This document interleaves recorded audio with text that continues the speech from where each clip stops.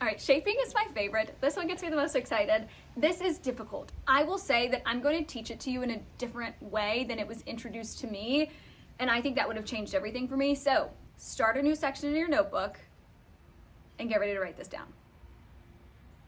Shaping is like a giant game of hot and cold.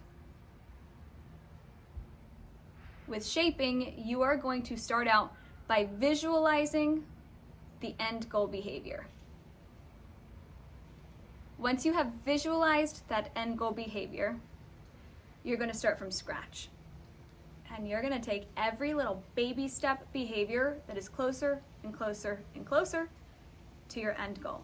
In a moment, I'm going to show you a physical demonstration with another dog learning a specific behavior through shaping, but before we do that, I want to talk you through an example. So let's say that you want to teach your dog how to perform place. Now, we talked about that briefly earlier, but just a quick reminder that place is the name of the behavior in which we will teach the dogs how to go to a bed and lay down on it and stay there. Now, that is going to be in a future course, but I'm going to go ahead and talk you through this example so that I can further explain how we implement shaping.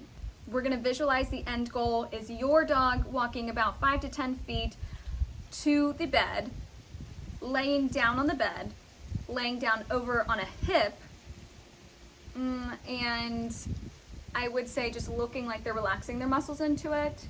Now I've visualized that end goal, and I really mean it. Like, I don't always close my eyes for it, but I will get a crystal clear vision in my head of what that end goal behavior is, knowing I'm not going to get to the end goal within one training lesson. If you're doing that, you're going to burn your dog out. Don't do that. So instead, you're going to be breaking this down into several lessons. I'm still going to visualize that end goal behavior, but I'm going to start with the bare minimum. I'm going to have food hidden. I'm going to have my clicker in hand. The bed is going to be set out and ready. And let's say that your dog enters the room. That's the first one, because them entering the room is a step closer to them going and laying down on said bed. Now your dog takes a step closer to the bed. Click, reward. They take another step closer, click, reward. They go to sniff the bed, click, reward. When would you click? The exact moment that their nose is sniffing the bed. The exact moment. So let's say that they go over and they walk up to it again. Maybe they don't sniff it and they just stand there. Is it a step closer still? Not necessarily, because their head lowering to the bed is closer to them having their head away from the bed.